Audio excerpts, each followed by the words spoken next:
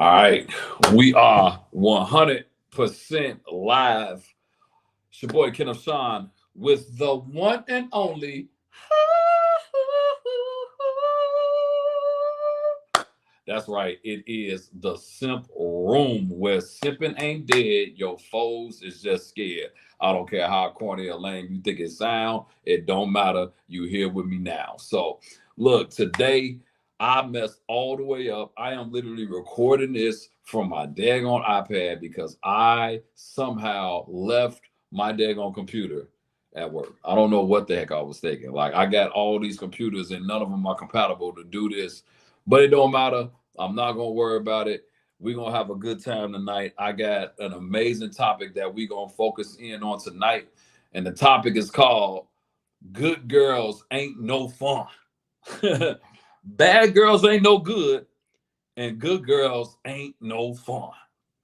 I'm gonna give some bases on how this topic came up, and I'm gonna bring up my special guest. So as we are developing this podcast slash YouTube channel, whatever you want to call it, as we're developing this, I got like 50 topics. And one of my guests, I actually reached out to her maybe a few weeks back, and I said, look, I got 50 topics that I can talk about.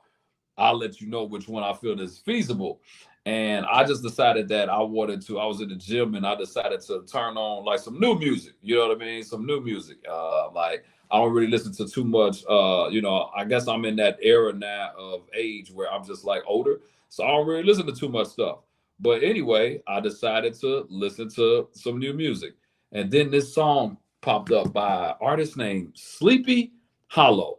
And the name of the song was Good Girls Ain't No Fun. In the song, he said, it's just one little line. He said, bad girls ain't no good and good girls ain't no fun. And he was talking about how much the girl that he with hate him, but she's still gonna let him smash and all. I was like, oh, well, this is very interesting. I was like, this is very interesting. So, I felt like, man, this would be a good topic because it was like bad girls ain't no good, but good girls ain't no fun. And so I'm bringing on my first guest for tonight. I'm bringing on a good girl. All right, one of the good ones. All right, one of the good ones. She's not a bad one. She's one of the good ones. Now, I'm not saying she ain't broke nobody's heart, but she's one of the good ones. All right, I'm gonna bring into the studio none other than the world famous Kim. All right, I gotta bring her in. You know what I mean? Like, talk to me, and like we gotta discuss this topic. Kim, how the heck are you? I'm wonderful. How are you? I mean, I'm good. Okay, I'm good. good. I'm Yes, good. I know. Yeah. I mean, You know what? I gotta say this, depending on who you ask, they may say I'm a bad girl. Yeah. I mean, ain't nobody gonna ask your ex. I mean, if you ask any of my exes, I'm bad too. So I mean, I don't know if that count. You know what I mean? Okay. Like they know I was, But I mean, let's talk about this. Like, Yes. so the song said, "Bad girls ain't no good, and good girls ain't no fun." Yeah. Yep. I think as we have this dialogue about this, why aren't like let's focus on it from the you being the woman. Do y'all prefer at this stage in your life? Do you prefer a bad or a good guy? You know what? The thing is, You thinking? Anytime you start off with the thing is because it's gonna be. This is already interesting. Well, first of all, okay, because we kind of see it the same way too. When I was younger, I'm in my 40s now, but when I was younger, I was a church girl. I, just brought up in church, okay, and I always said, I want a saved thug. Don't ask me why. We used to say that when we were younger. Silly, right? I know, sounds crazy. And this is coming from a person who really wasn't around men like that. But the ones that I saw, what we felt were thugs, they were men, didn't nobody else rule their life. Yeah. You know what I mean? They would protect their woman. So they didn't do the turn the other cheek type of stuff. Right? And as women, that's important to us to feel protected. physically, especially physically, right? Whereas But the guys in church, mm-hmm. they were whatever their pastor said, whatever, they kind of looked like they didn't have their own mindset. And then they were just the good guys. Just, if anybody say something crazy to me, oh, come on, babe, let's just ignore that and let's just pray for them. No, I want you to get in that right? I want you to slap him in Jesus' name. I want you to slap him and then pray for him first. Yeah. So that was a silly thing to say, that we want to save Thug and all of that. But I think that's for us what it kind of is. Like when we say bad boy, we just want somebody that's going to stand up for us, protect us, and not be passive. Right? So as far as the women, when I heard that line in the song by Sleepy Hollow, it made me think about the song by Wale, Bad. Yeah, same thing. Because that was the first time I know that's where it came from. Is, and that's the thing. The bad girl in the song, she had no heart. She had no feelings. She had no emotion. She's like, is it bad that I never made love? Meaning I didn't have any heart, emotion, love in it. But baby, I can rock this bed. I can do all these tricks, right? I mean, but that's what make these dudes fall in love, because he done got his nut off. You done snatched his soul. You know what I mean? Because you done back forth and forth. You done rock the boat on this man. You know what I mean? Now he in love. But here's the thing.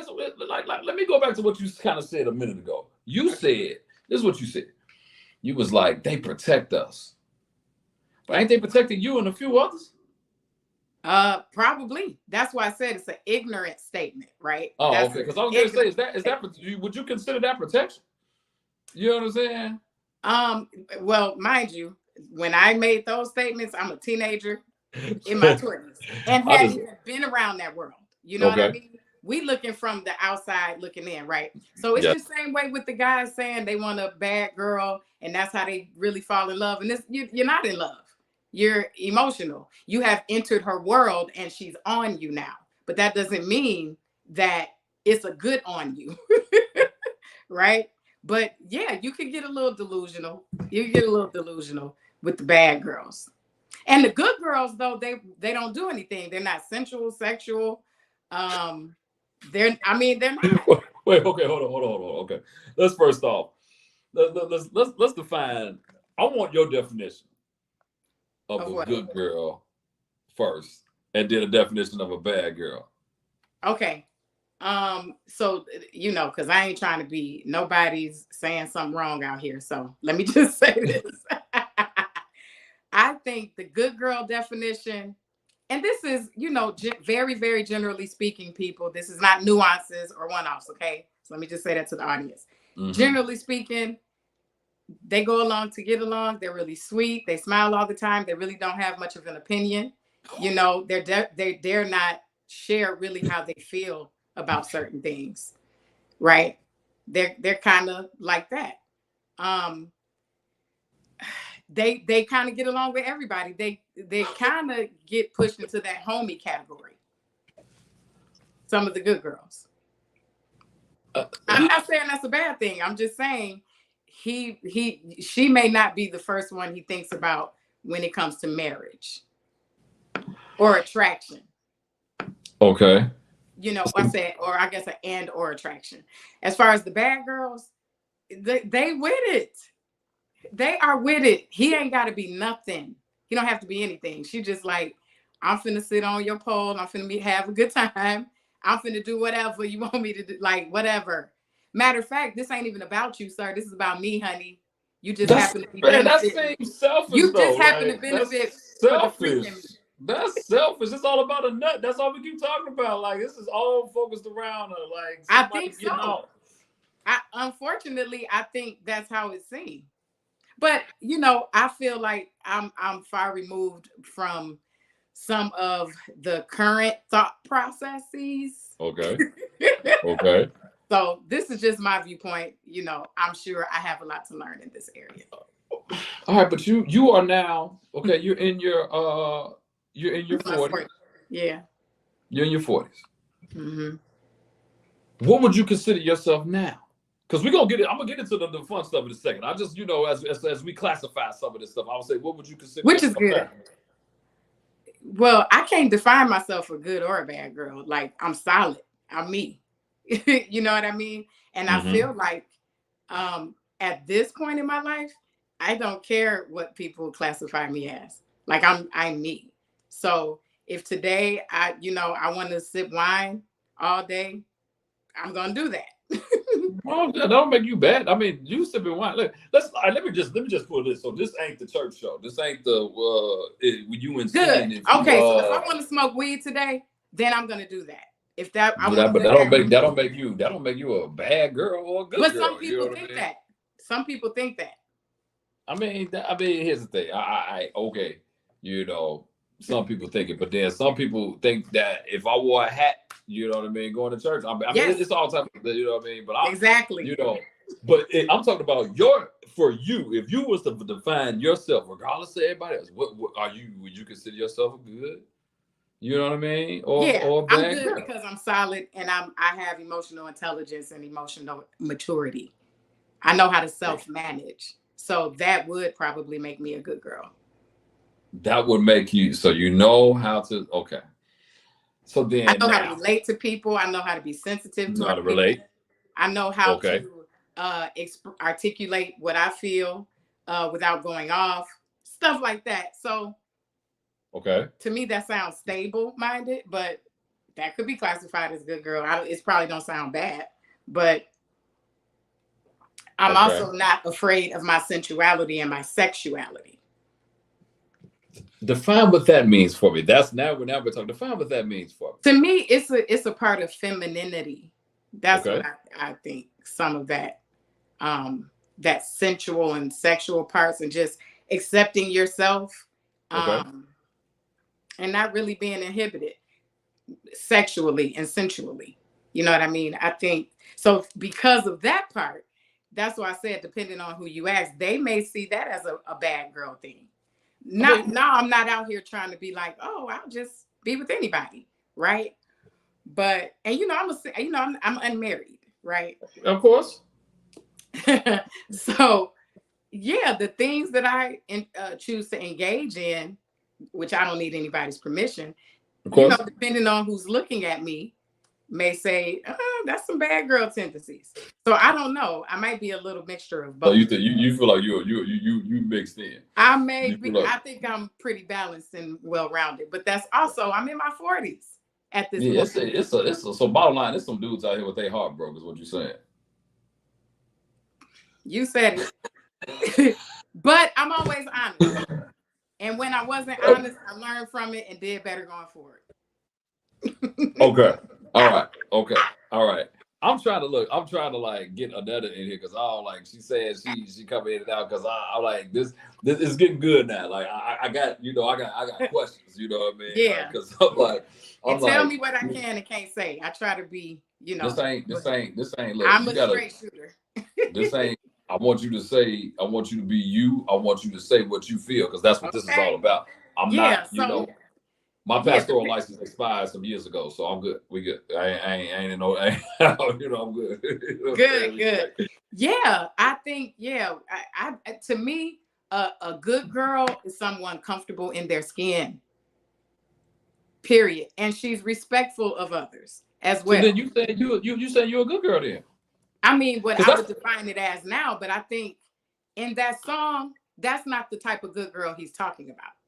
Wale I'm a fun good girl. I'm a fun good girl. So I would never define myself as good or bad. Let me just be clear on that. But for the sake of context, you're not defining yourself as that. Okay, no, I never would. Yeah. Do you desire marriage? Yes, I wouldn't mind being married. I would like to be married. Yeah. I'm gonna rephrase it.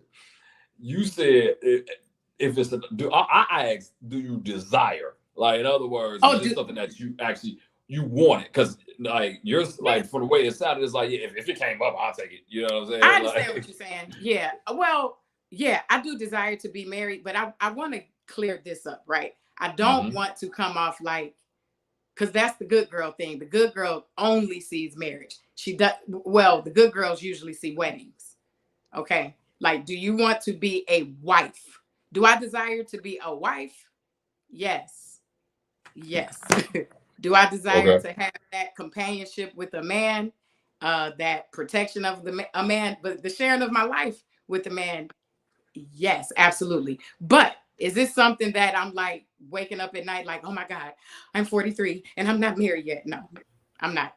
Am I in here or am I in here? You in You here? in here Hey. now? Oh, because You guess finally what? in here now. I don't know what Android device you was using to get in here, but my God, them green bubbles do not work. You know Let me explain something. My son is not here. That's why I I'm logged sitting in there like, early. Kim, I done sent her every link. I'm messaging her, FaceTiming her, text. I'm like, you just ain't clicking the link because we've been in here. I'm on an clicked the iPad doing links. this. I got a whole studio set up and left my computer. I'm on an iPad doing this. I like, do not know how to do that. My son does my tech stuff. So he is not here. He's at work doing tech stuff. So I'm just like, well, We glad you made it. we glad you made it. Well, welcome in. We just getting the party started because Kimberly already got me with 100 questions and stirring the pot, you know. So I knew. Let me just say this. So the topic is good girls ain't no fun, but this is really gonna be a universal thing because I want to focus on good guys, good girls, bad guys, bad girls. That's why I brought y'all in because you know I'm gonna classify y'all as whatever you all want yourselves to be classified. I can't determine whether y'all good or bad. You know what I mean? Like I can't I'm a like sweet girl that prays. No, I'm just kidding. why don't I have this machine working right? Why don't I would have hit the button like let's go here. Let's You go. don't have to edit me. No, just No, kidding. I know this is unedited. You ain't supposed to be edited. This is supposed to be what it is. You know what I mean? Unedited, straight right. Like I told y'all my pastoral license expired some like 7 years ago. I don't got it no more. Like you got I don't even, we good. We Gucci here. You know what I mean? So let me make it a little bit easier for everybody. All right. So I was the good guy. Yes, I was the good guy. I was saved, sanctified, filled with the precious gift of the whole. I was all of that. I was celibate for years. I'm talking about. I was so daggone celibate. I pray for you. I'm so sorry. Wait, no. Hold on. This is young. Wait a minute. This was in my 20s. Okay, this was in my 20s up until 30. Okay, I was like from 24 to 30. I was so celibate you couldn't buy a bit. Okay, that's how celibate I was. All right, I was all about no for no. Yes, I was all about that movement. And man, I'll be 100. Like I felt like I still to this day, I still feel like I don't have no regrets about that because at that time I really felt like I was in God's will. Right. Then I got married. And the marriage flopped, you know what I mean? And when the marriage flopped, it made me very insecure. So I went from no for no to the biggest hoe out here. You know what I mean? Like straight up. Like I don't even try to hide that. I mean, I went 3 years. I got reparation sex. Like that's how serious it was for me. You know what I'm saying? Like not the reparation sex. I mean, like a lot of people knew my situation and they wanted to comfort me, and I never said no. I was like, you said that legs comfort me. Man, I need that comfort. And I ain't gonna lie, it gave me that, it gave me like this, like, false validation though. You know what I mean? I felt like after a certain point, you do it a couple times, you like, oh. And then you know what it did? Now that thing was on me now. You know what I'm saying? Like, and so like now I was the good guy. You still know me as the good guy, but I'm really a bad boy. You know what I'm saying? You know what I'm saying? Like I was bad. I was like, yo, I'm out here, bro. You know what I mean? And I would say this, during that process, I think so I'm gonna go back to what you said, Kim, and I'm gonna bring Annetta in. I was as honest as they get, but it still didn't mean hearts didn't get broke. You know what I'm saying? Like I made it clear, like I ain't on nothing. Whatever, like I am not promising nobody nothing, but I became that guy, and I felt like the more I became that guy, the more people wanted me. That's true. I mean, I'm talking about something. I'm like, okay, I'm getting worse. and the demand is getting higher. It's like supply and demand. I'm like, oh, okay, it's really getting bad out here for your boy. And so I became that guy. So I actually know what it feels like to be like that on both sides. Even I was that before when I was younger. But then, I got filled with I got filled with the Holy, and then, I was selling, and then after that, that was just dead. And it pretty much just died after that. And then one day I did decide, like, you know what, I don't really want to do this because I'm hurting some folk. This ain't right. This ain't the way I want to live. I really just want to change. And so I kind of stopped, you know what I mean? Kind of, you know what I mean? A little bit, and got it together a little bit. And then I got married. And then let me tell you what I learned. And what I tell people all the time, the more you dip, the further you go in that hole, the harder it's going to be to come out. Mm-hmm. I'm going to tell y'all this as a married person. Like, the more souls you snatch, the more experiences you have. You know what I mean? Like, you gonna need some real prayer. You know what I mean? Because now you're saying, I just jumped out of this pool of women. So now I'm saying, oh, I just want this one. It don't just happen like that. I'm sorry, it don't just happen. I'm just being honest with everybody. It don't just happen like that. Like you gonna need a little bit more time or something, because it ain't just gonna be so. Oh, I'm just focused on this or nah. Your mind gonna start taking you back to what happened in 1988. You like, oh yeah, she did that. Oh yeah. Oh my bad. I mean, praise the Lord. You know what I mean? Like, I'm just being honest. Like, so Annetta, why good girls ain't no fun, man? I thought sex was supposed to be healing, because that's what I was doing. I was saving people. I was saving their souls. Nothing about you were snatching their souls. Ain't nothing about them Negroes. Sex supposed to heal you. You're supposed to look different. I brought light into these men. No, I'm just and let me ask you this. Where they at?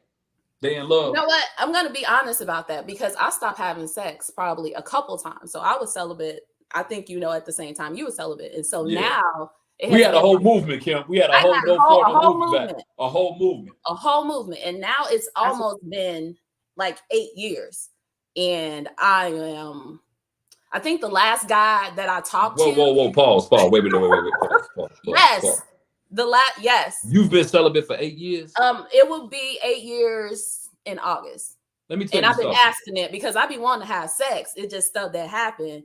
Girl, your Facebook post, I would have never. You're not supposed to know. I would have never. You are not supposed to know, because the way you talk that talk, I would have never. Baby, I got a life. I live. I got to. Yeah, you still have experiences.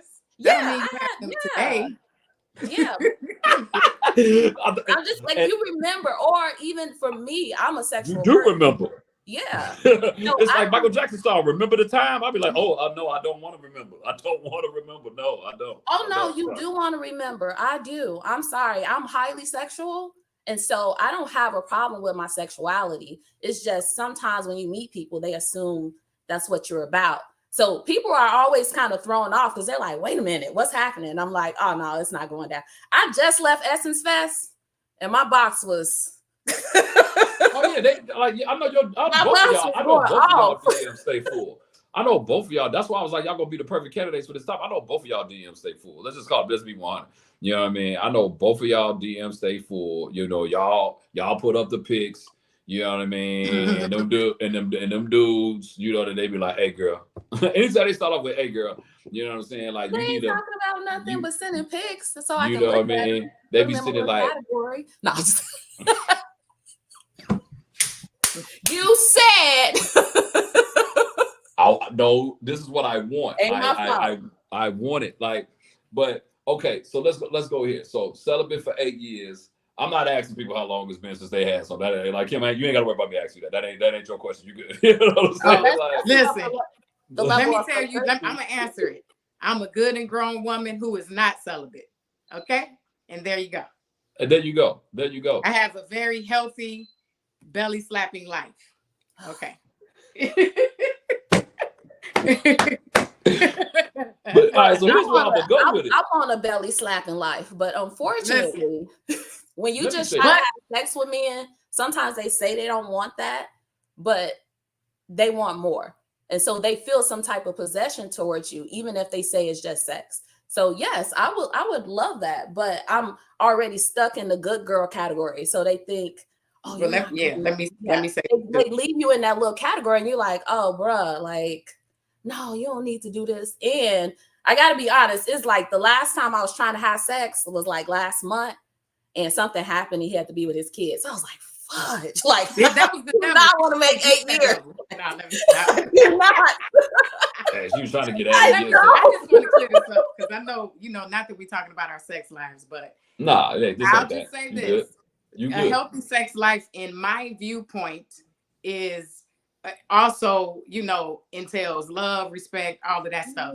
Now, I'm in this place now. Back in 2018, I had a breakup, and I was like, listen, I have never had time where I just did what I wanted to do. I always was in a relationship. So 2019, I was like, I'm going to do all the things that, I wanted to do. And I did during that time.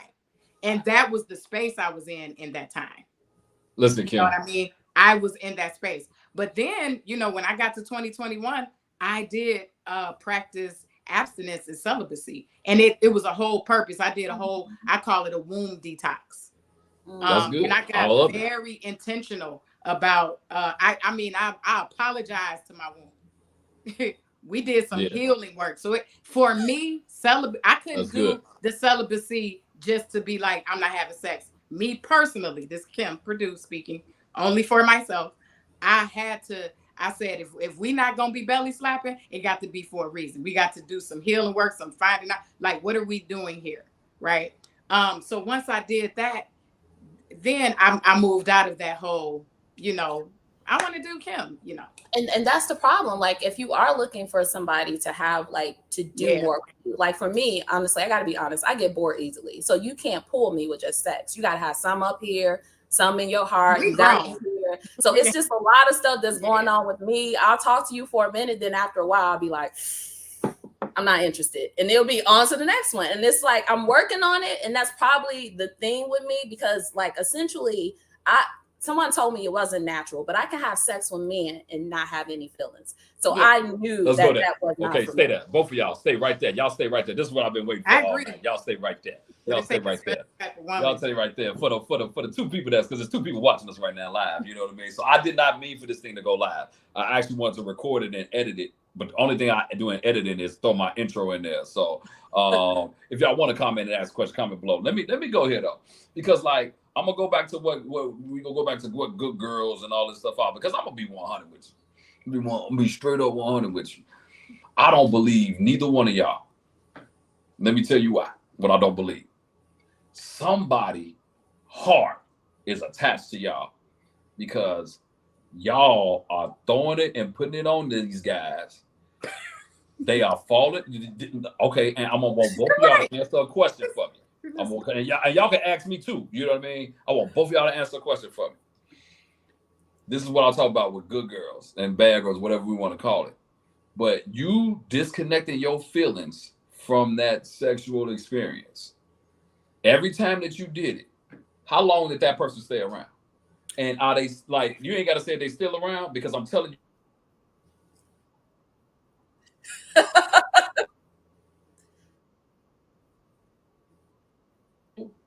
you just smashed that man's soul. Because now you're going to smash this man like you don't care. And he knows in his mind, he thinking that he about to do something. You just smashed him like you don't care. And then you don't call him no more. And then he thinking like, well, what's going on? What, right? Nah. Yeah. No, that happens. Yeah. When I was in that space, oh God, one guy told me, and this was somebody I was really cool with. We was cool for years, but we never had an opportunity where both of us was available. And then voila, both of us were available. So one day he just told me, he was like, "You act like a ninja." That's what he said. He was like, "You act," and I said, "Excuse me?" I was like, "What?" Nobody has said that to me before. Mm-hmm. I said, "No, you can't think that." I was like, "Why do you have me in your home if that's what you think?" And he said, "Well," he said, "You're a lady, like you're a lady." He said, "But I'm saying your tendencies." He said, "You come over and we have an amazing time, and then you leave and I don't hear from you." He said, even when I reach out to you, you don't always pick up the phone. He said, he said ninja stuff. That's what he told me. He said, that's ninja stuff. He was like, so, and he was like kind of shocked. And I was like, dang, that's what that is. I was like, oh yeah, then yeah, that's where I'm at. You know what I mean? So yeah, everybody can't handle that space. I'm just Even not. men. Can I tag me in, Kim. Tag me in. I'm gonna be honest with you. I don't feel like nobody can handle that space. Oh. Listen to me when I tell you this. Right now, right? The person that more than likely can handle that space is not the person that you're messing with. And let me tell you why. Because when you are the one that's disconnected, right? Like, for example, I don't feel like there are two people who are emotionally disconnected that can do this with each other. And because at the end of the day, then you all are not exclusive to each other. Do you see what I'm saying? Exactly. Like, that's the point. But when you keep doing it, right? It's the difference when it was just okay a few times, you know. You know what? No, because you keep doing it. No, because before that. Oh God, I'm not gonna tell my business. I mean, I'll tell mine. We out here, then we out. Oh wait, okay. I'll tell you this. If a man, okay, I had to close some doors because I decided I didn't want to do it anymore. So if I decided to open that door, I still get those messages. I still get people trying to come out here that don't live here, and so they're like, "Hey, you know, what's up with you? How's it going? Can I come see you?" She said you proved my point. Yeah. But that's not, look, when I first talk to them, I always tell them, look, if I know I'm emotionally unavailable, I'll say, look, this is what I'm looking for. I am not looking for a commitment. I'm looking for somebody to smash them cheeks. And I chose you for a particular reason. And it's a reason. So they understand that. But you know what, too? And you know what? You're right, Kim. Because that's all I'm saying. I'm like, both of y'all are proving my point. Let me say this. Sometimes they're not the ones that walk away. We are. Mm-hmm. And I'm going to say what I did. When I noticed they was getting too close and their feelings was getting involved, you talking about ghost, I was like, oh, no. Because I know that even though I'm telling them this ain't that. And men aren't used to hearing that from women. No, and I'm not saying that they should get used to it. Listen, I don't have to. This is my life. I'm not ashamed of it or any of that. Every decision I've made, I've done very consciously. Understood. And it was for a purpose, right? Mm-hmm. And for my purpose.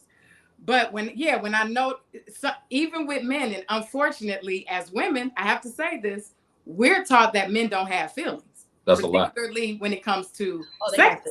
We're taught y'all that basically like, oh, y'all don't care. Y'all just, smash and keep going. But no, their feelings are getting involved too. So and they do get attached, especially when you leave. I think one time I showed up and I was like, man, I stopped. I bought you some chicken. I had a little. You bought some chicken? I bought some chicken. Some chicken that he wasn't used to getting. I was gonna say something. It was on the west side. You still dealing with a woman. You get some Uncle Remus. I was like, yeah, let me buy you something to eat. He got mad. He was Uncle Remus. No, yeah, I did because that's what he wanted. And so he from the west side too, so he's stuck. You know he needed some heroes, but go ahead. He wanted some, but I ain't gonna say nothing about that. Anyways, that's probably why. We here now. It don't matter. Anyway. I told you my pastoral license is expired. It's been 7 years. I don't have it no more. We good. Look, I'm gonna tell you, when men are attached to you, it's just a whole different thing. So he was upset. He didn't give me sex that night. He was like, no sex. You're gonna talk to me. And so you do get to that point where they are attached. So I'm not trying to be cruel or mean or whatever the case may be. I put my feelings out there when we first started talking. I knew where I was at. I knew that I didn't want a commitment because I was with somebody for a really long time. So I have long relationships. So I'm going to be with you. I'm going to be with you for a long time. So I don't have short relationships and I didn't want to do that. So I was just like, hey, I'm not ready to jump in another relationship.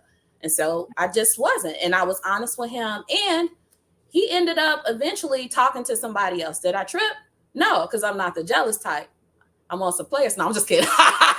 He said you didn't want him. No, it's not that I didn't want him. It's just that it wasn't it just wasn't meant for us. And it's okay to be that way. That's so nice to say. That's so like that's so politically correct. Let me tell you something. When you really want somebody, when you really, really wanted that person and they walk away, you hurt. If you are not, I'm not saying your heart broke, but it's a I difference. cared about him. I have a little bit of feelings. Listen. Now, see, you keep proving my point. Well, because this is the thing. I know with me, and this was when I was a younger, like I was in my 20s. You keep going back to what you was saying. Yeah, because I don't do this like now. You grown, Kim. We know you grown. Yeah. We all in our 40s. Right. We all in our 40s. But here's the thing. That's true. It was like this one guy, the one that I knew I could get it from anytime I wanted, but my heart was attached to him, so I wouldn't sleep with him. I couldn't do it because I was like, I know he's not looking for a relationship or nothing like that. So if my heart is attached and I know they're not on the same thing, to your point, Ken, we tend to stay away from them sexually. We would usually get with the guy where our heart isn't attached, because if we're not looking for a relationship, right? If we're not trying to do that, it's like, let me just come in here, do my thing. Thank you. And get on the body. Guys understand until they're not in control. And so now it's a problem. Oh, I get it. No, that's not true. That's not true. It has nothing to do with control of you. It has everything to do with control of their feelings. Somehow, some way, let me tell you something. What I ain't blind. Man, maybe some people blind. But let's talk about good girls, bad girls. I know just off of looking at you that you're a good or a bad girl. Whatever I define that as, because I'm not going to say what I define it as. And y'all do too.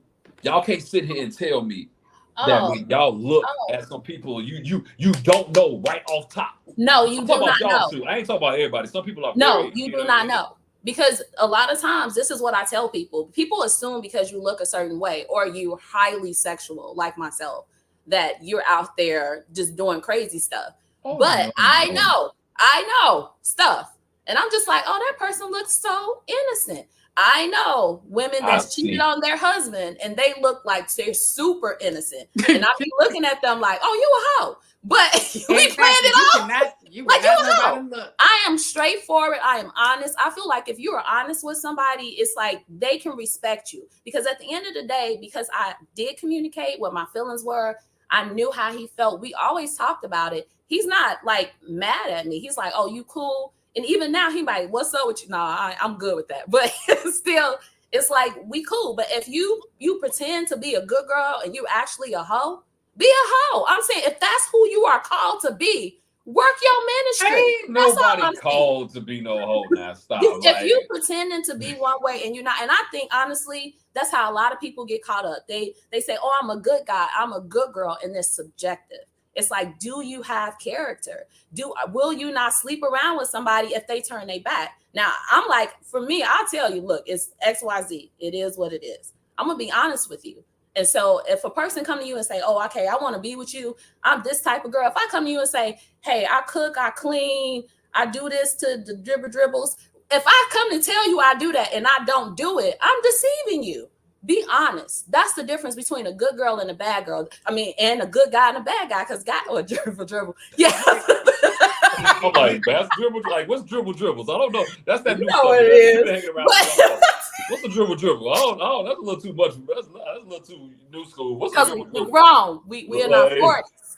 Nothing's off limits. So but I'm just like, what's a dribble? Ain't nothing off limits. Look, let me say this. So, and it is perception. When we talk about good girls, good guys, whatever, it really is perception of what you feel that may be. And before you got on, Kim and I was actually talking about that. Like, it's hard to even define that to an extent, because I'll be 100% honest with y'all. Like, after my divorce, I was not desiring church girls. Right. I almost said something, but I'm hold wait, hold on. Anyway. When I say church girls, I really mean the ones that are like super holy. Yeah, that churchy. Yeah, it's like and you are a Church of Scripture God in every Christ other no word. matter what you say. You know what I'm saying? You going everywhere with a skirt. I don't care if you decide that you're not. I'm talking about, nah, I went with a whole different look. I'm like, oh, yeah. Oh, that's what you wear? Oh, yeah, come on over here. Let me let you go. You know what I'm saying? Like, let me tell y'all something. Look, I'm going to put myself out here before y'all put yourselves out here, all right? I was a professional side piece for a long time when I was single. I like side piece. No, I'm just kidding. Hey, listen. I was a professional. I'm just playing. Don't pay me no mind. I'm not. I'm telling you right now, and Don't be I a never tough will mind. forget. The reason why I can say a lot of the stuff that I say now is from a lot of what is experience now. Yeah. Like it's not me making assumptions. Right. I'm telling you from spending a whole lot of time experiencing it. I'm like, yeah, I remember I was a side piece to a few people. Let's just put it like that. One person in particular, I was a side piece to, was in a relationship the whole 3 years I was single. You know what I mean? But what always called me, you know what I mean? It was two people actually. They do wasn't acting right. But anybody really, they wasn't acting right. It's just however they felt in the moment. Okay, I would get the call. You know what I mean? All right? Okay, cool, whatever. But then when I got in a relationship, they got mad at me. Oh Lord. Okay, that's you probably wasn't okay. I gotta available be no more. honest about that. That's kind of my line. So if you're single, you're single. I just don't want to be with somebody. I don't want to be anybody's side piece. I don't play those type of games because I'm number one. I don't. You're Annetta, that's you're a good girl. That's No, perfect. not necessarily. Because if he's okay, let's say You if had a guy, standards. I didn't. I had no standards. I was so broke. I was backed up. I was so broke. I got up out of marriage. I didn't have no standards. I was like, everybody come here. I am You here said for you had the something. love for everybody. I had love. You get the love. You get the I love. think you do have to have. It's gonna sound really bad. I feel like you do have to have a whole stage. I feel. Now I'm gonna tell you, yeah, because I'm raising a son, and my son is a good boy. That's all I gotta say. He's a good son. And so when I be seeing him with girls, and it's funny because guys always say they want a certain type of girl, but when I be seeing him chasing women, they hoes. And I had to say, son, you like hoes? No, I don't like hoes. I'm like, look, he liked this girl named Ruby Red or whatever her name is. And he was like, Ma, you could really get her saved. I'm like, no, son. And even he like hoes. I keep telling him. But when he pick him, he be like, I don't know what's wrong with him. Son, you like hoes. I don't know what's going on, why you like hoes, but you're going to have to figure that out. Because the good girls ain't no fun. Yeah, the good girls ain't no fun. That's apparently right. For him. Because it goes back to what you were saying, Kim, when you was like, I didn't really want that. And we know church and holy are two different things, right? We know they're not synonymous, but yeah, it's like every other word. Like I'll give you an example. It was a pastor who went on a date with this woman, right? Who was an evangelist, right? A pastor and evangelist went out. He had a horrible time because all she talked about was all these revelations she had from the scriptures. That was their whole dinner. And he was so turned off. He was like, look, we're at dinner. This is a date. Mm-hmm. We're not here to speak scriptures, revelations, none of that. So that's a good girl. But guess what? The pastor, he was like, yeah, that's not normal. Like, I need you to know how to date. It's no balance. They don't have any balance. Exactly. I can say when we were doing like singles ministry, I feel like that probably led to me being the way I am for so long because I know how to have a good time. I know how to have fun. I know how to get on something. Like when I went to Mexico, I let this guy flip me upside down and do not all kind of stuff, but I let him flip me upside down. I'm going to be on somebody's stage. I'm going to have fun. It don't mean I'm going to slut myself out, but I'm going to have a good time wherever I go. And I think that's what I'm used to. But when it comes to good guys, sometimes guys believe that they are good guys or good girls believe that they're good girls and they still pick the wrong type of people. And it's like, even if you're supposed to, I'm gonna say we're supposed to be discerning these people, but sometimes we discern with our body parts. I know I do. That's not, no, I'm just I did. Like, let me tell you something. Let me tell you something. So let's get into, I'm gonna go on my side as it relates to good girls, but whatever. Man, I felt like for a long time, personally, the girls that this is how life goes. The ones that I really wanted saw me as the good guy and did not want me. The ones that really wanted me, I wasn't as willing. It was They were almost uncute. like No, I was just kidding. the chase of the thing that I could not have was more exciting than listen to me. The chase of the one thing that I couldn't have was more exciting than the plural, not singular, the plural of what was available. You know what I mean? And so this is what I say as it relates to good girl, bad guy, good guy, bad. It's subjective because this person saw me as the good guy. These people didn't. You know what I mean? Because I'm gonna tell you something. Oh, forgive me, sweet Lord. A lot of when I first started, okay, when I first got my divorce, a lot of my comfort came from the place that I was attending at the time because everybody kind of knew the story. So my DMs were blowing up when the story came up. You know what I mean? And so then word got around that I was out here doing that. And then you know how it is, pillow talk. When one girl tell another girl, they like, oh, straight up, he is terrible. Next thing you know, my DM comes from them. I'm like, ain't that your friend? I was like, oh yes. Oh, ain't that your cousin? Look, this is what my brother told me. My brother is, I can't even say, my brother, baby, women love him. That's all I gotta say. And he said, I hate when girls tell their friends about me because then I gotta sleep with them too. And I just was like, you just got to. They force and it happens. I'm like, it happens. So I'm like, dang, you know, it's like, it's interesting. But I will say, like, sometimes when you are looking at the good guy, he's not open to certain things. So I know people that they married the good guy and he's not even they're not having sex with them. And I'm not that girl. Like, it's just a perception. But it's like, oh no, the Lord don't want these demons in here. And so a lot of no, that's real. It's like, I'm like, come on now. Real. Like, I hear about it a lot. And I'm like, I hear a lot of people that's married that's not having sex. That does not excite me because I am not doing this. You know, please pray for me because I've every day I'm in my 40s, which means a lot. I'm going through hormonal changes, which means any day. But I mean, with that being said, like, I don't want to be with somebody that's not sexual. And so when I'm dealing with somebody and they're giving me, you know, scriptures while I'm trying to bust it open, we're going to have a problem. Like, sir, this is what God told me to do.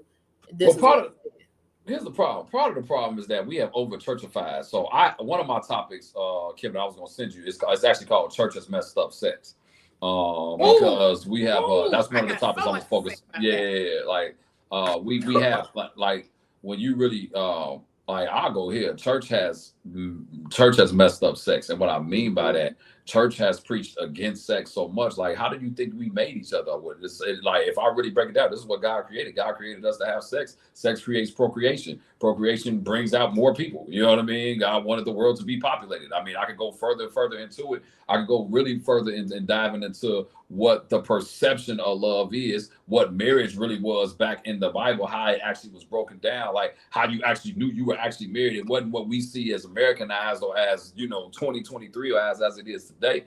But I could really but I'm not here for that. What I am here for is understanding that a lot of the stuff that, you know, don't get me wrong, it is some sick stuff out here now. I am, you know, the difference between being a little freaky. I'm not this new freaky. I'm like a Dina Howard freaky. I don't know what they're doing now. I don't know what this stuff is. This new stuff, like it's a whole, but I ain't gonna even touch. Like, I'm like, what? Like, I mean, but anyway, and so what I'm saying by that is that, you know, when we so churches mess that up. So anytime that's the number one sin, that you going to hell if you have sex and you're not married. But here's the thing, you going to hell if you have sex a certain way while you married.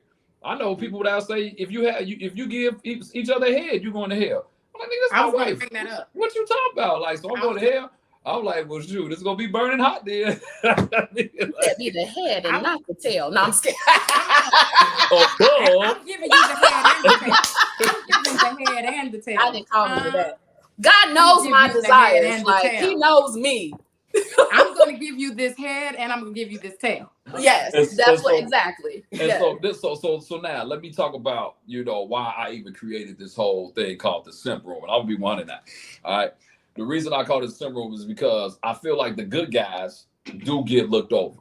And I really put myself in that category because I've been on both sides, right? When I was the very, very good guy, I got looked over.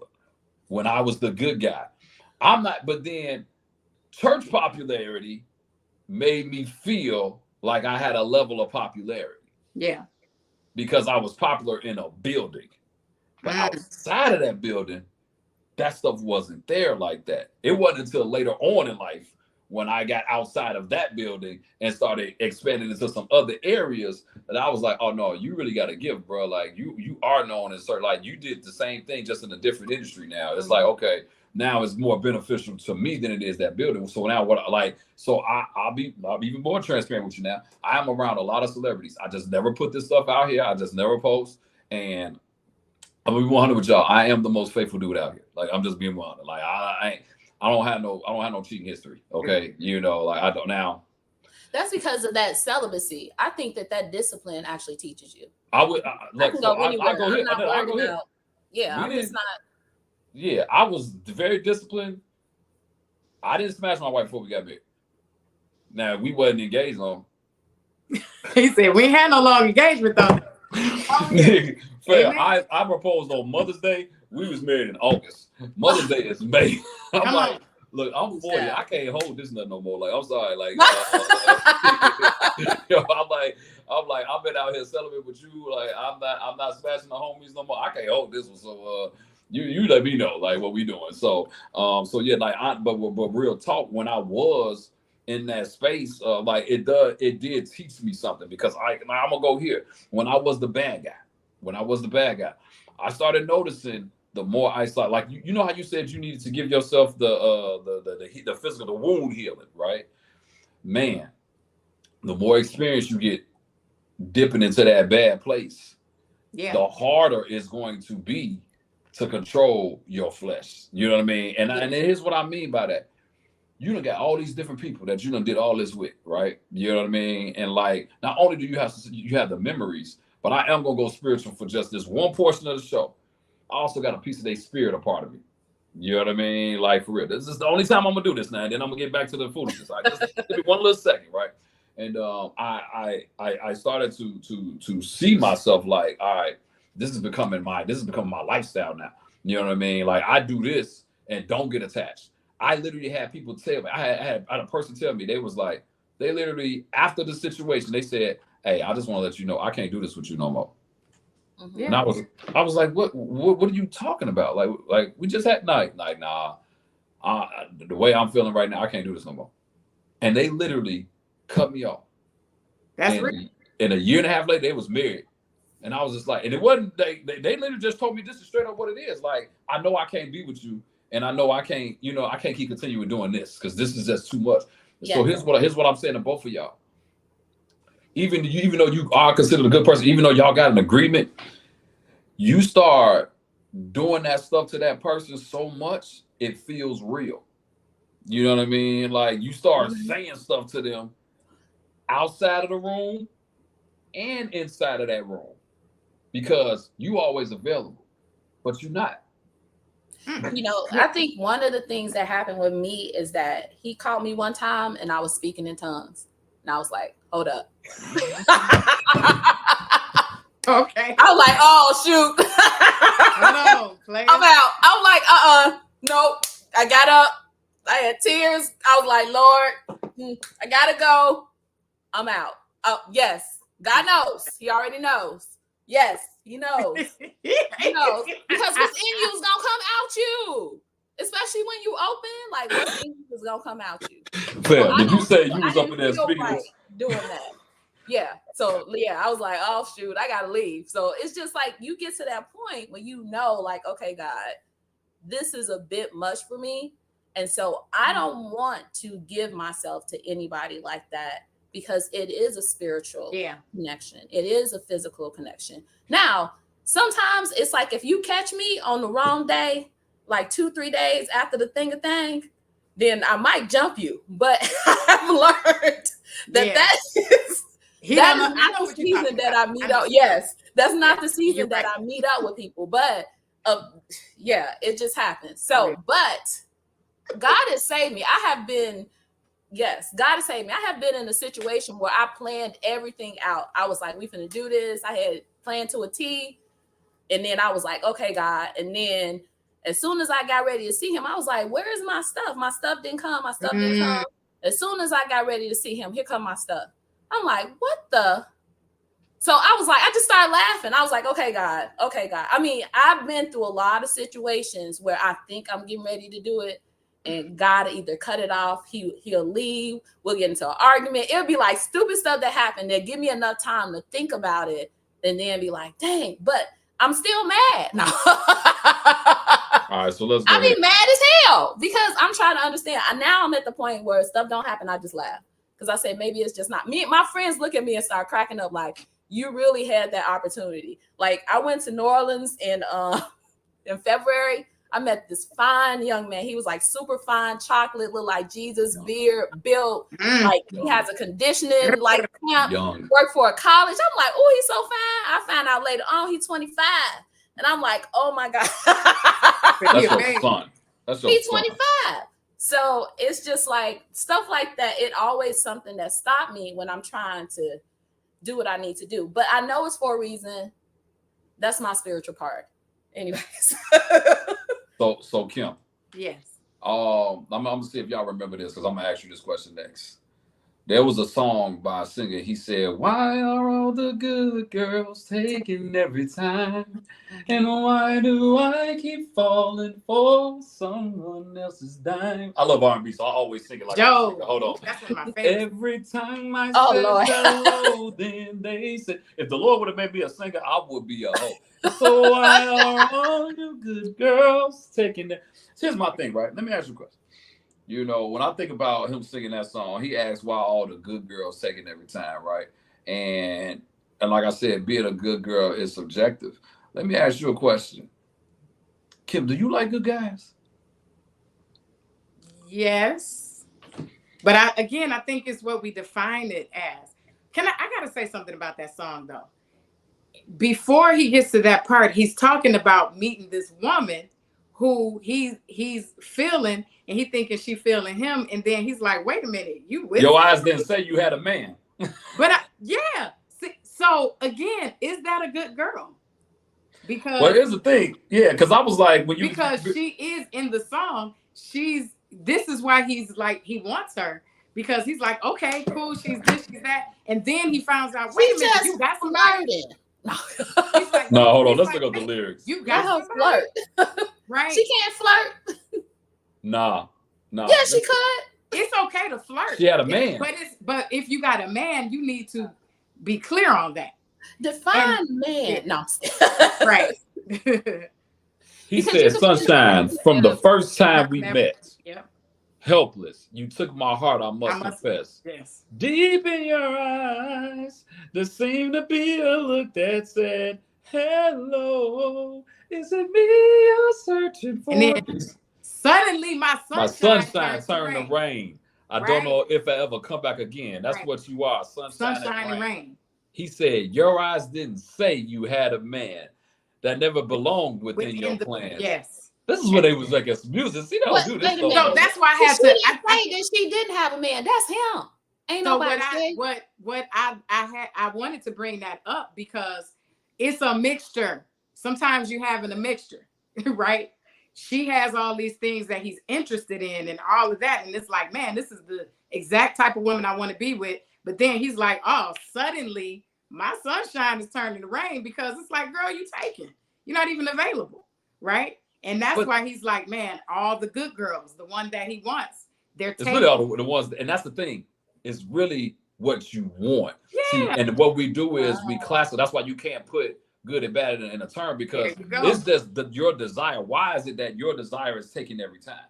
That's really what it boils down to. Because and we always desire the thing that may possibly not be good for us. My question then becomes, because let me read this second part of it, and then I'm gonna ask my question.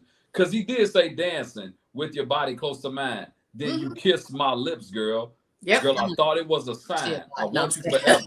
But good intentions never win. I've got that feeling. Tonight I'll be long again. So either A, he's in his mind, or B, something else happened too. So this ain't really when this song is contradictory because either he's That's why I imagining had to this, bring it up. or this ain't no good girl. Like, That's why or I wanted to point that out. this is, so then my question for y'all is, and I want to start with you, Kim, why is that we are attracted to the epitome of what we want, but what we want can't be? Why is it that what we want can't be what we have? I think that's a mindset thing. I think we attract exactly who we are. That's what I believe, right? So I can say all day long, and listen, I'm speaking very generally. I'm not speaking. We're supposed to argue. Talk your talk. We're supposed to argue. That's what we're here for. What happens is, we're supposed to argue. You know, we kind of do this whole thing, like, but I've never done that. I'm talking generally speaking, right? Like you have to, I'm sorry, I didn't went off trying to give my disclaimer. What did you ask me? Tell me what you asked me. Well, first off, shout out to Ashley. She said, "Ain't no such thing as a good girl." It's really not. Tell me again what you asked me. I'm sorry. So, what did you say? Oh, why do we want? Why we don't have what we, or why we attracted to the thing we don't want? So, we can have all these desires, but who we are is who we're going to continue to get. So, if I am really not available, emotionally, spiritually, whatever, that's who I'm attracting. If I don't have if I'm not really self-accepting of where I'm at in my life, I'm gonna get somebody else that's not self-accepting. I don't agree with that. I believe that you can attract. For me, I attract people all the time. I want people next. So listen, I can't help it. Listen to what I'm saying. I get it. But this is what I'm saying. You entertain, that's who you are. Right. But I was okay. So what I'm going just to Ken's point. He's saying what I want is running from me. So that's what I'm talking about. So a lot of times it's running from you because the thing you want, you may not match. You may not be aligned with it. Right. So it could be the good girl. It could be whatever. You're not in that vibration, that same frequency. That's what I'm talking about. I attract a bunch of people. Y'all attract a bunch of people. Okay, look. I don't attract nobody. But I'm just saying, people are attract. Right. So I'm not talking about that. I'm talking to Ken's point. So a lot of times the thing we say we want, we either really don't want it because, like, remember I said in the beginning when I talked about we wanted to save Thug, I didn't even know what the heck I was talking about. So it's like I'm attracted to or running after something I think I want. But no, that's really not what you want. You are getting what you're aligned with. So if you on some BS, if you're not, what did you say, Ken? You was like, I was the side piece. I was the side piece, right? But in that time in your life, you wasn't looking to be in a relationship. You wasn't looking for nothing solid. So you got with who you were. Hold on. Let me interject. First off, Ashley, her comment is these Negroes always need healing, sexual healing. But now, first off, I ain't gonna let y'all just come for the dudes like that. Like, no, that ain't true. Let me go here. I actually was. So let me tell you this, Kim. I actually was. The whole time that I spent in that situation of being single for 3.5 years, I actually was. Here's the problem. It was just what I desired was not available. It was, and let me say this, it wasn't that it was not available. Right. If it was not available, then it just wouldn't be available. It was somewhat available to me. It was like 20% available to me, not 100%. And because of my lack of not only just emotional healing, but my desire for wanting this thing so bad, that 20 felt like 100, even though it was only 20. Because that's like, but you just said because of some lack you had, that's why you were kind of seeing it for something that possibly it wasn't. And that's what I'm saying. We typically, back to what Annetta was saying about what we entertain, we're entertaining what we want to entertain or where we're at in our lives. Yeah, sometimes even it's if like it's that. not the thing that we ultimately desire.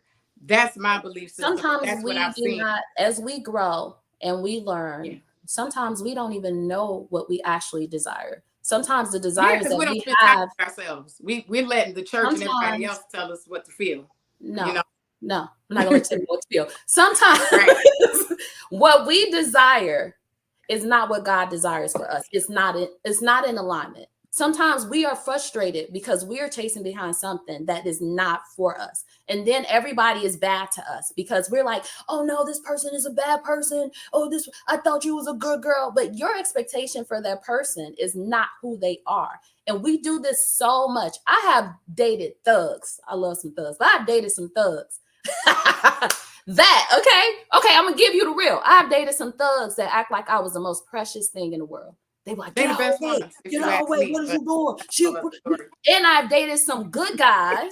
Good guys that tried to treat me like crap. So please, like when people say, oh no, I'm a good man, I'm a good guy, it's because you listen sometimes to what the perception is of what somebody else wants. And then you try to become it. It's a mask. So even when you're a woman, sometimes a woman, she knows what type of man, what type of girl you want. So she's going to pretend to be that girl. You want to be filled with the Holy Ghost? I'm filled with the Holy Ghost. You want me to pray? I pray. They check all these things out for you. So then you like, oh yeah, that's the one. That's the one. It's a game. And then that's why I feel like sometimes we be like, oh no, I'm not attracting the wrong people. I attract all type of people. It's people that need me to heal them. I'm a healer. So I automatically attract people that's going through something. If you don't have proper boundaries, you're going to continue to attract and entertain those people. So of course, it's like, that's a part of who you are. As if you're supposed to do what you're supposed to do, you're going to always attract the good and the bad. You are the good and the bad. Let me tell you something. You know how many girls came up to me asking me to be their prayer partner? I would think you do it, but that's a sex question. You know, that's like it was like I need a prayer partner. You had to help them with your lay hands. They got, and then now I can't pray for them no more. You know what I mean? It's kind of hard. It's kind of hard to be a hoe and a prayer warrior at the same time. You know what I'm saying? I had one guy that I used to pray with. Man, it was hard because after we prayed, we had sex. It was kind of hard because I was attracted to him after that. Literally. So it's just like you got to be careful with that. It literally. Anyway, we go look. So here's what I'm saying, right? Like. I'm gonna come for both of y'all now. You know what I mean? In love, but this is what we ain't supposed to agree. Y'all, man, both of y'all, man, the thugs are the best. Man, so I'm gonna tell you, let me give context. That's trash. Let me give context. That's what the step room is about. Go ahead, Kim. What I mean when I say that. Some of the people that are classified as thugs, these are the same ones that I wouldn't marry. I wouldn't necessarily marry. I won't marry. But they solid. As far as seriously, with all the confused face, seriously, no, because y'all confused. Both of y'all confused. You're not gonna get. I'm gonna tell you, thugs are the best, but I can't love them. Thugs are what? No. What I'm saying is, it goes back to that protection, that how they treat us, things like that. And again, a lot of these guys are not church guys. They're not going. Okay. Look, I get it. Look, I can understand. All the church dudes. And a lot of times church guys, not all of them, but like 99% are very passive men. And most women 99%. Are not comfortable with passive men. And it does not mean a thug. Yes, it don't mean you have to be with a thug to be with somebody solid. I'm not saying that. Right? Context, y'all. We all grown here. But 99%. A lot of times, like I'm just saying, it can't be 86.5. I've been in storefront churches and I've been in mega churches, and every church I've ever been a part of, I've always been in the front. I've always sung. I've done something. So I get to see all the behind the scenes, all of it. You know what's up with that? Why y'all passive? What's up with that? I'm not passive. I'm very. A lot of times they are. So here's the thing, and I think the thugs, quote unquote, they even know, like, we ain't never finna be like go get married and stuff like that. But if she needs something, I'm always gonna have her. And nope, I don't have to sleep with her. I got men in my life today that's like that. They are not trying to sleep with me. They ain't trying to do nothing. Do you need something? Are you okay? It's your birthday. I'm selling you $200. Like, just and they ain't even got to see me. However, some of these good boys, they asking me to take them out on my would never. And you be like, bruh, absolutely not. Time out. First off, you be like, let me get your no. First off, I can't let y'all go no further. Like, I gotta jump in now. First off, That's these new dudes. I can't speak for these new dudes. I ain't never let no woman take me out a day in my life. You know what I mean? And if it was after date number 17. You know what I'm saying? Like, it was after date number 17 because they wanted to do it. It wasn't, that's number one. Number two, what I'm saying to you is, I'm gonna go off of what you just said. These dudes are your friends. You know what I mean? They didn't start off as my friends. We were in relationships. These are ex-men. So they're ex. Oh, so you like ex thugs. You like the thugs. No. They are thugs. They're just your exes. They're We like well, thugs one too. of them I'm talking about in particular is an ex relationship. Right, but y'all and neither one of y'all with no thug. But that's what I'm saying. Like, we saying, based off what both y'all said. But we're making a point. We're making a point here.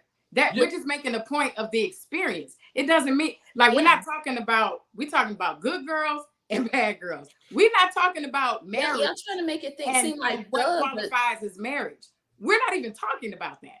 That's a whole different conversation. But what we're saying is, based on some of the experiences, this is what we've, and I'm gonna tell y'all too, these thugs these days, they're a little soft. Okay. So we're talking about they're very emotional creatures. They take care of their mama, their families, they be holding stuff down. Emotional. So then I guess so am I considered a thug? Because I take care of everybody. I do all that.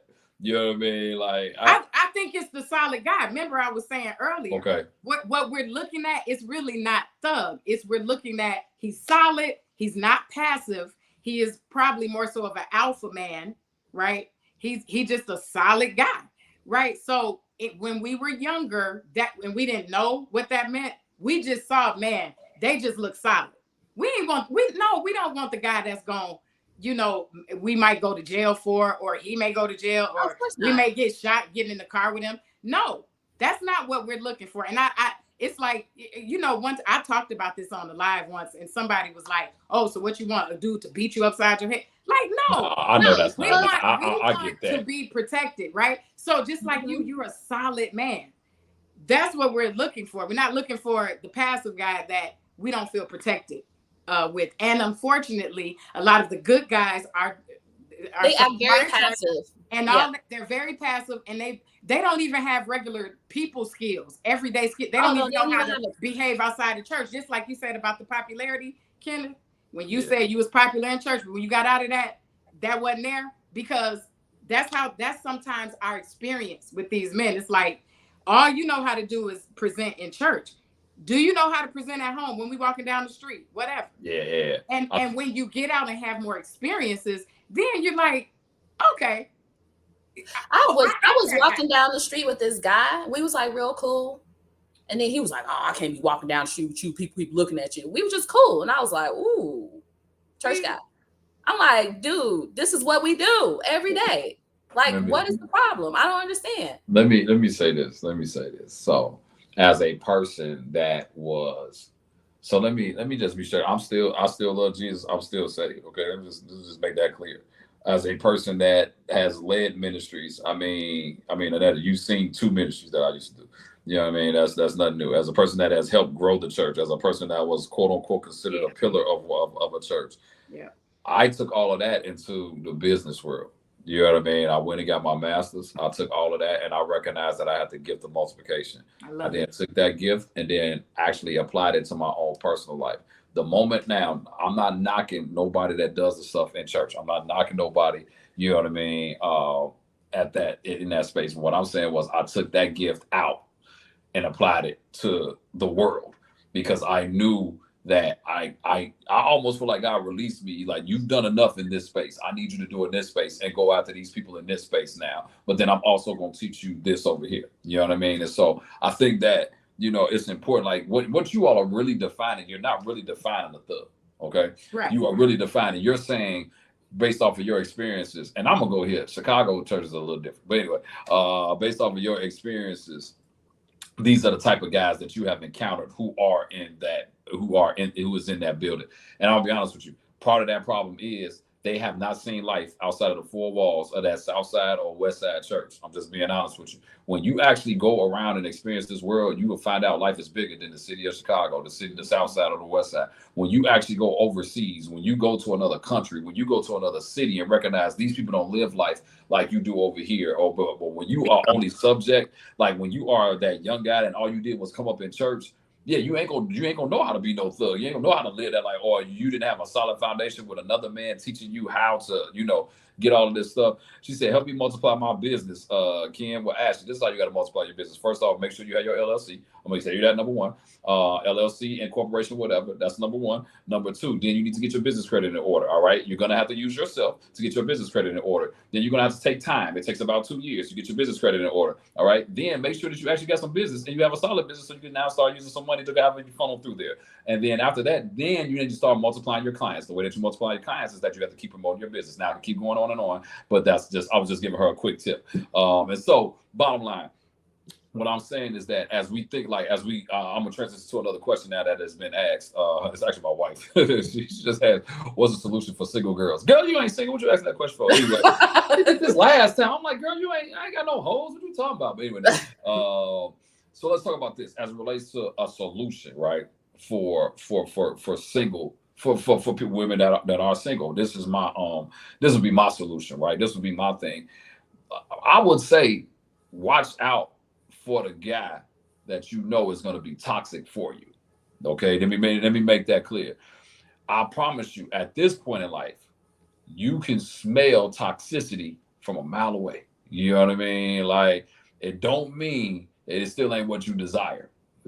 I'm not gonna sit here and say you don't desire it, but you got to make sure at this point in the game that you do guard yourself, you do protect yourself, because you don't want to be at this stage in life. I'm gonna tell you all, when you experience the heartbreak as an adult, it's one thing when you was young, you know what I mean? But an adult though, like, you pay bills, you got mortgage and all that, experiencing heartbreak at that space, it will jack you up for a long time. So I want to say something about Go ahead.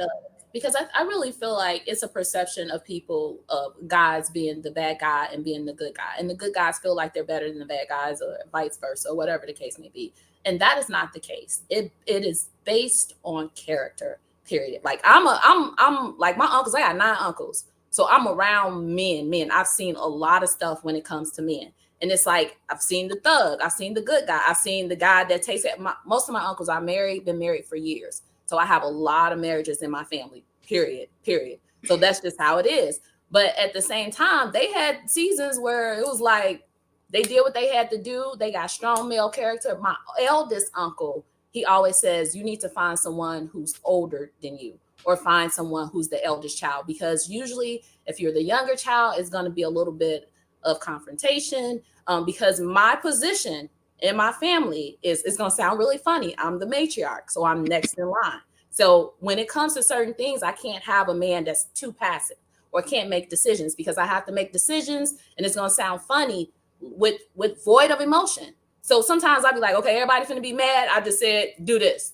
And then it's funny because my family I always tell them I'm the family CEO, but that's just how things roll. So if I see somebody and I say thug, it means that they have some leadership qualities. That's what I'm looking at. I'm not saying that this is a bad person, but if a person is sitting back and they waiting on me to tell them what to do, I can never date a man with no backbone.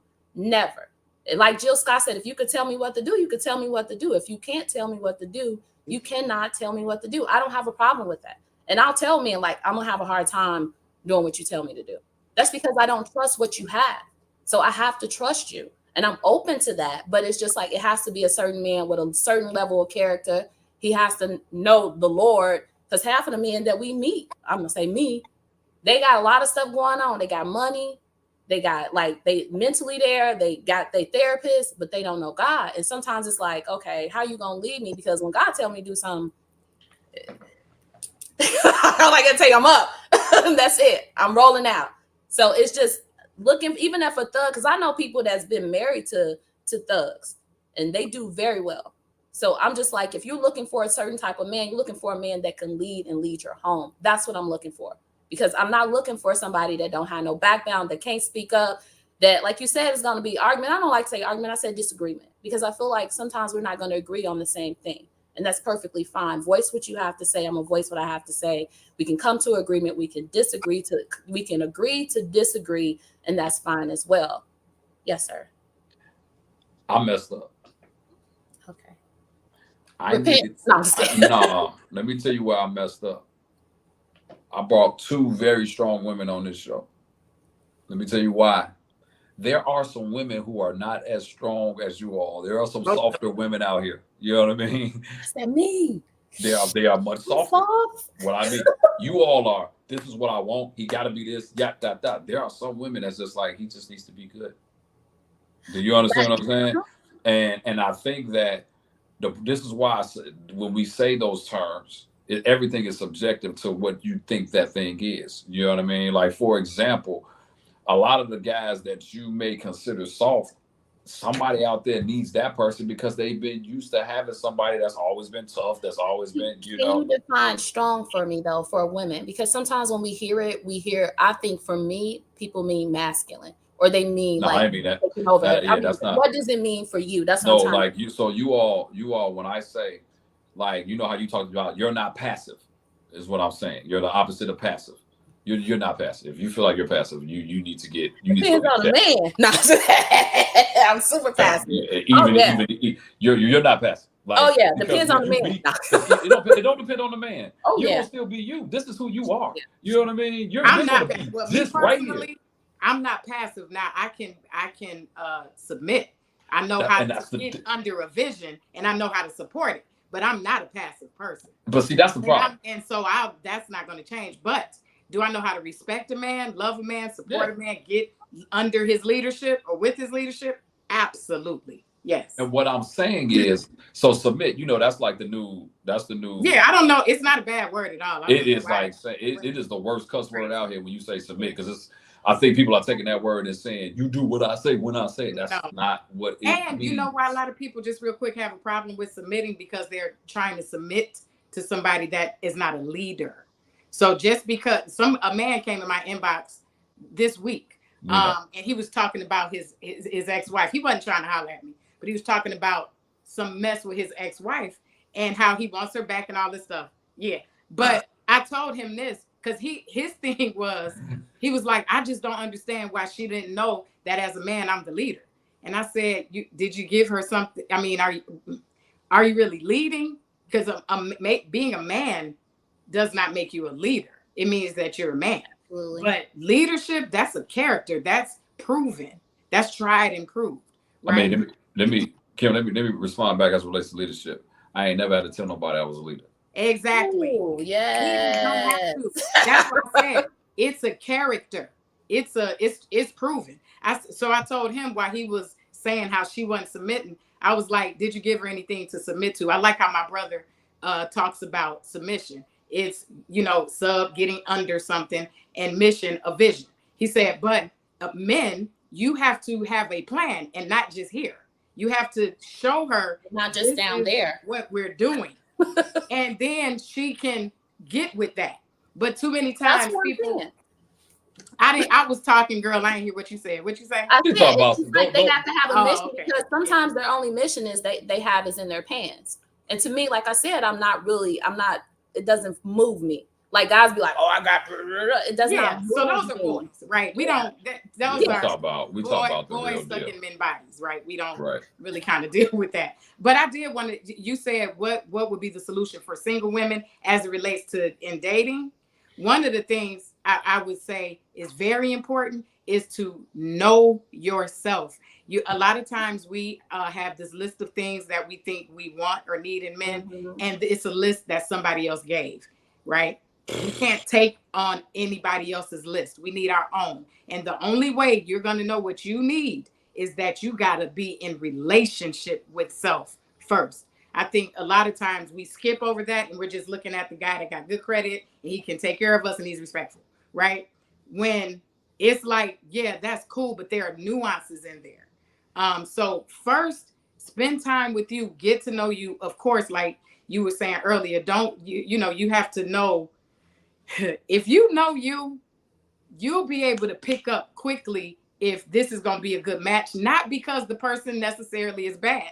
That's another thing. We get too caught up and focused in bad, that we're not seeing sometimes the good guy who is not aligned with us, right? And he's good. He's a great man.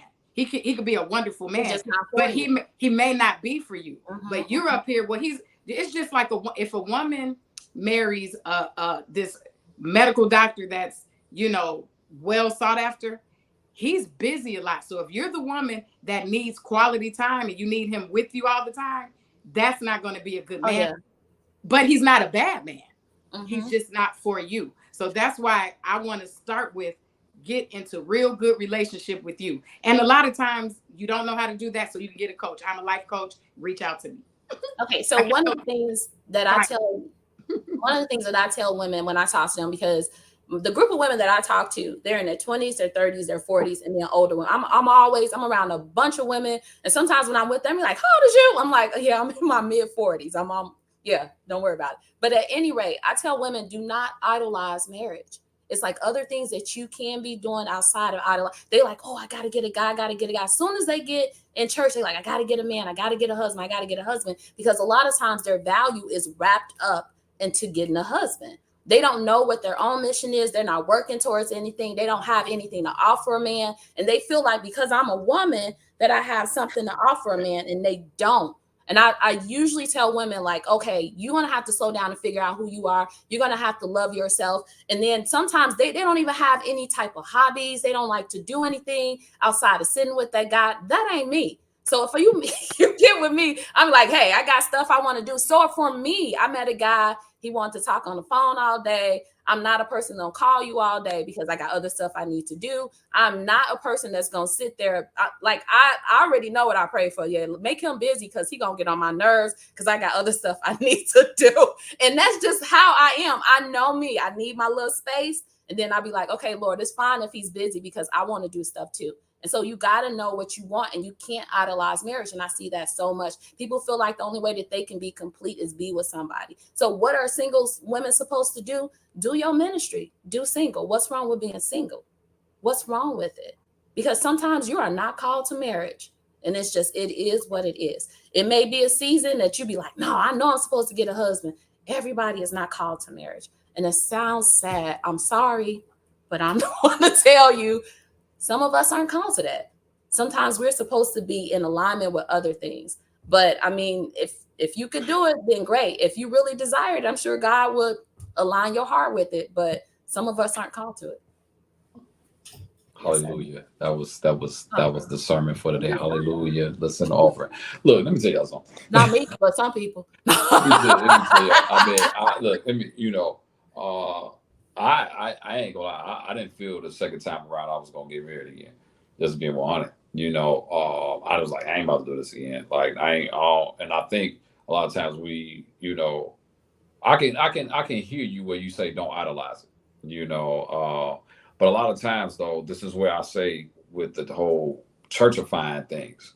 You know what I mean? Like when you grow up in that environment all your life, what is the number one thing or the number one goal? You know what I mean? In that is like that. What is the goal that's bigger than me? You are not taught business ethics in church. You know what I mean? You're not even taught to be married or how to be married in church. You're just taught to get married.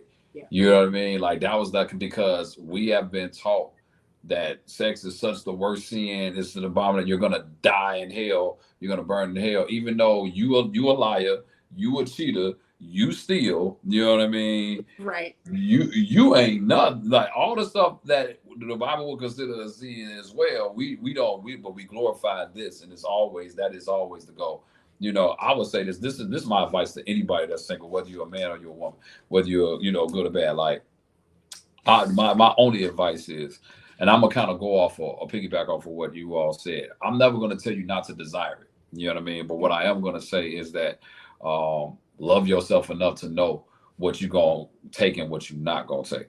When I was in that space of not being healed, I didn't love myself enough to just not take everything. I ain't gonna say I took everything, but some stuff just wasn't quite. But I'm just saying I was not in a space of, when you're not healed, it's hard to move forward. You know what I mean? Because if you take that into that next thing, you could get the good person and mess that good person up because you technically are bad because you ain't allowed yourself to get healed. Then what do I mean by that? Like unhealed people are going to end up hurting somebody else. You know what I mean? And you may have the perception of good, but unhealed people, especially freshly unhealed, but when that wound is wide open, it takes time to heal. You know what I mean? It takes they can sew it up, but you're gonna still have that big old scar right there. You know what I mean? Until it actually heals. I'm not of the thought process that time heals all wounds. No. I am of the thought process that God is the only one that can heal that wound. You know what I mean? Time will just delay what it is, but you can always still have the same feeling. You know what I mean? And I say all this to say to all of you all, as a single person, one of the things I wish I would have done was understood my purpose a little bit better. Oh, yes. And I would say at this stage in my life, I'm so purpose driven. It's like, it's crazy. Like, that's what I'm seeking right now. So if the person that they don't come along and they're not coming or they're aligning with purpose, that's where I'd be like, okay, you're not aligning with the purpose. I know what God told me.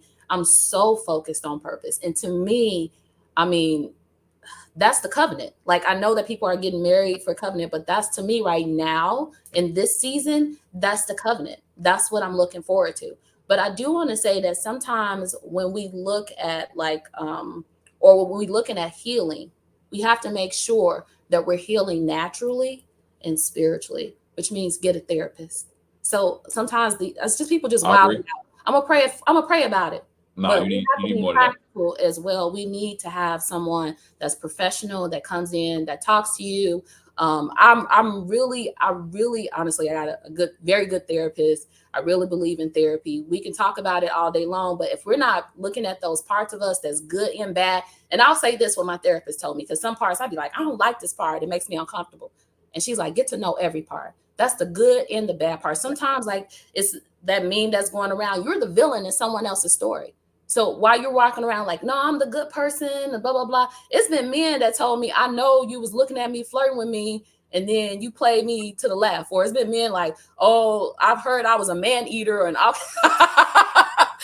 like, okay, dang, I ain't even had number one conversation with this person. So it's just kind of interesting how you are the villain in everyone's story. I'm probably the bad girl. If someone tell you I'm the bad girl, I am. If they tell you I'm the good girl, I am. That's who I am. It is what it is. So let's go ahead. This is my last question. I'm gonna let y'all go. Kim, you are give me a little bit more of a background on the coach that you are. Yep. So I'm a certified life coach. My specialty my specialty is in relationships, not just love relationships, right? Mm-hmm. Relating to people first, though, yourself. So I also specialize in personal competency. This is why I said about knowing yourself. In my viewpoint, knowing yourself is where you find your purpose, right? And it's also fully self-accepting, like you were saying, Annetta.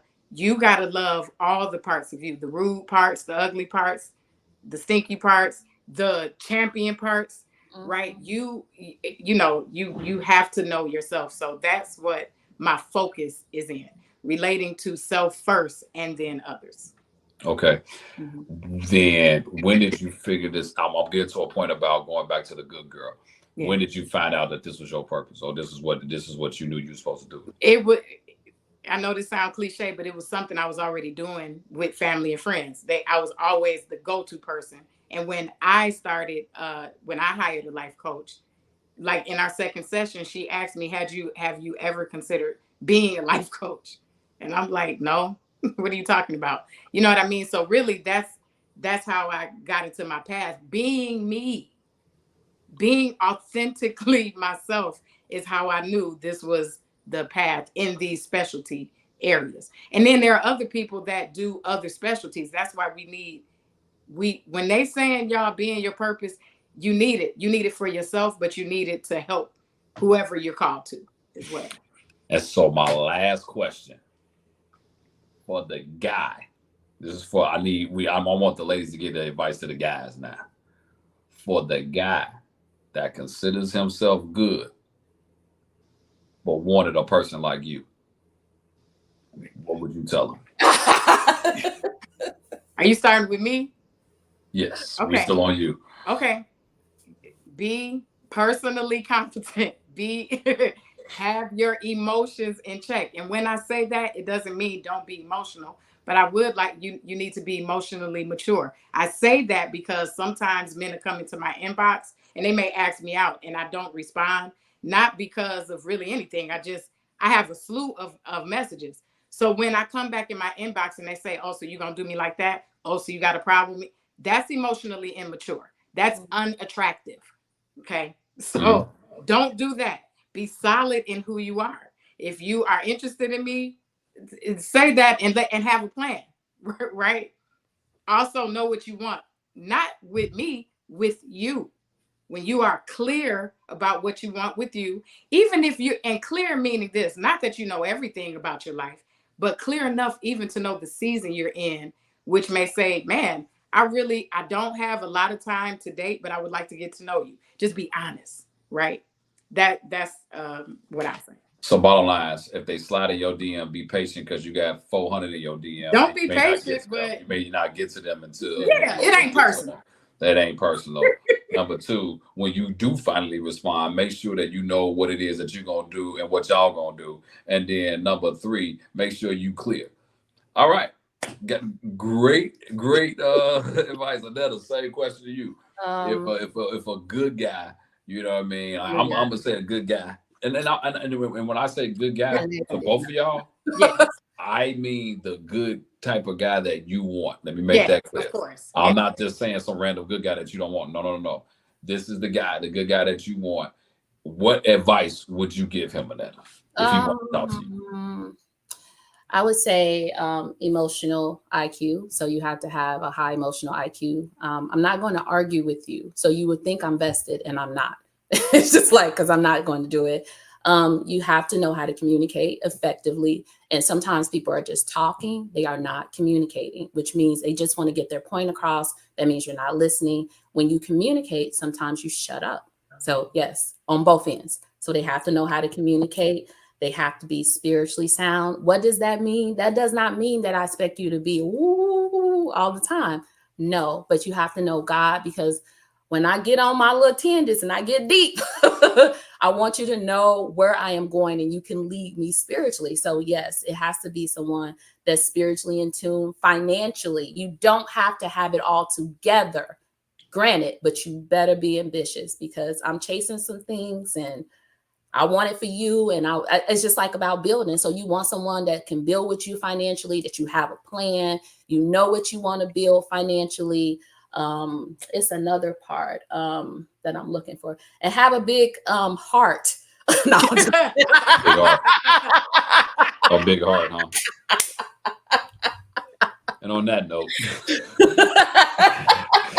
on the next episode of the Simp Room, bring it on a whole panel of men. All right, we go. I can't do y'all. All right. Well, yeah. I hope that he gives you all the heart that you need. I need the heart. No, I hope that he can love you in the manner that you want to be loved. Okay, like seriously. But look, I want to thank y'all. I got some more crazy topics, but I want to thank y'all. This was very not only entertaining, but it was also insightful. For me as well as a person. I was only in the game for a couple of years, 3 years, but then I've been out the game for the last 6. So I think this was just good talk. And I think what I'm learning is that I don't want to say it. I think there's a level of maturity that you have when time comes, but that's also when you decide to mature. I think maturity does become a decision. You know what I mean? Like I thought I was mature at 30. And I'm not saying I was immature. I was mature for that season, if that makes sense, or that time. When I look back now, as I'm 41, and I look back at 30 or even 29, I'm like, bruh, you was a lame. You know what I mean? To an extent. At that time, it wasn't. But then I look back, I look at some of the clothes, I'll be like, man. But my thing is to everybody is, as you mature, I'm just gonna be 100 with you all.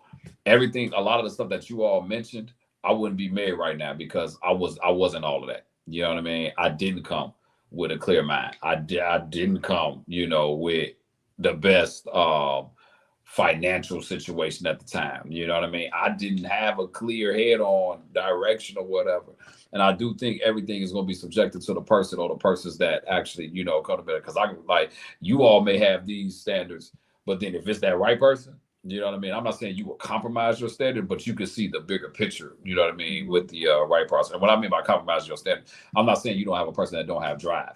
I'm not saying you get a person that don't have a big heart. I don't know how you work wittable. They need to be work wittable. Work wittable, Yes. you know.